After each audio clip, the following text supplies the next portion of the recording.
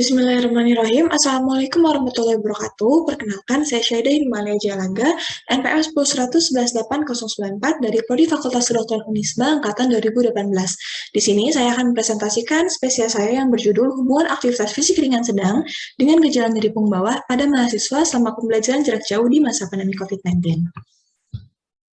Baik, bismillahirrahmanirrahim. Untuk pendahuluannya, jadi prioritas kesehatan global sebelum adanya pandemi COVID-19 ini berfokus kepada penyakit tidak menular. Hal ini disebabkan oleh banyak faktor dan salah satunya karena adanya gangguan pada muskuloskeletal, di mana gangguan muskuloskeletal ini mengambil 6,7% dari total kejadian disabilitas global dan nyeri punggung bawah menjadi penyebab disabilitas terbesar setelah penyakit stroke.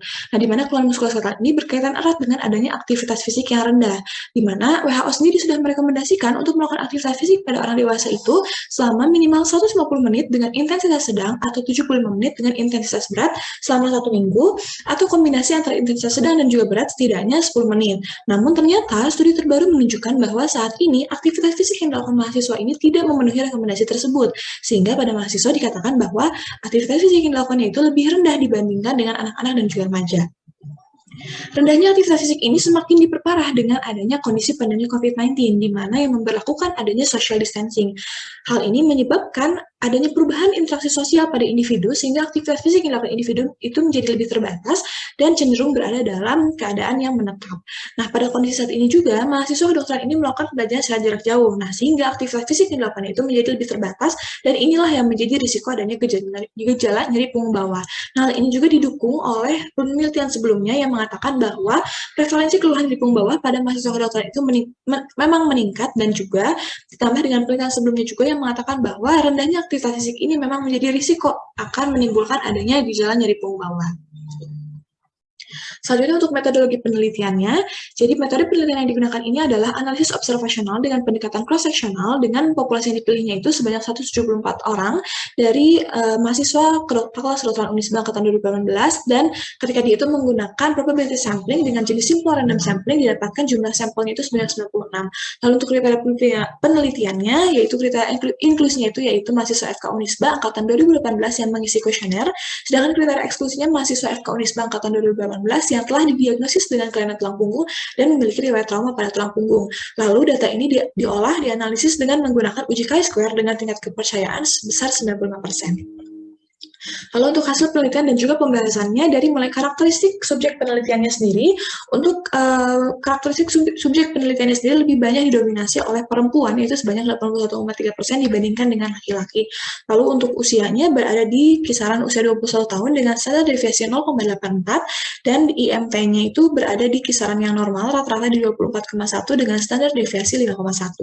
Setelah itu untuk aktivitas fisik yang dilakukan itu ternyata lebih banyak mahasiswa yang melakukan aktivitas fisik berat dibandingkan aktivitas ringan sedang, yaitu sebesar 65,6%, dan yang mengalami nyeri punggung bawah itu lebih sedikit dibandingkan yang tidak mengalami nyeri punggung bawah, yaitu sebesar 39 atau 40,6% yang mengalami nyeri punggung bawah. Sisanya tidak mengalami nyeri punggung bawah.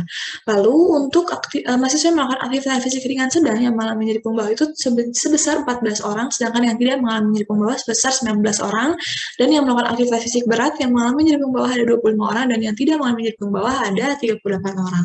Setelah itu, ketika dihubungkan dengan dianalisis dengan uji chi-square, ditemukan bahwa nilai P-nya itu didapatkan sebesar 0,67, yang berarti tidak ada hubungan yang signifikan antara aktivitas fisik ringan sedang dengan gejala nyeri punggung bawah pada mahasiswa selama COVID-19 ini.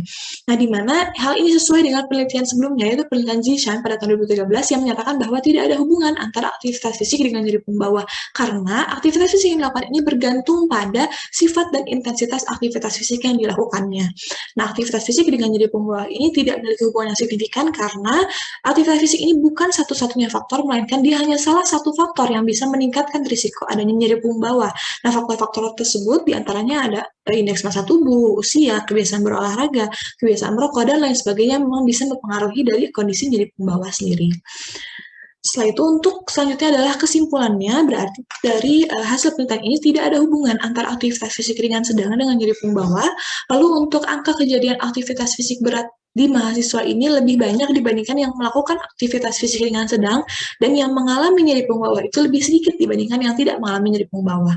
Dan juga kurangnya aktivitas fisik pada mahasiswa ini ternyata tidak meningkatkan risiko terjadinya low back pain pada mahasiswa selama pembelajaran jarak jauh karena dipengaruhi oleh faktor-faktor yang tadi sudah disebutkan. Baik, alhamdulillah, sekian dari presentasi yang bisa saya sampaikan. Terima kasih banyak. Wassalamualaikum warahmatullahi wabarakatuh.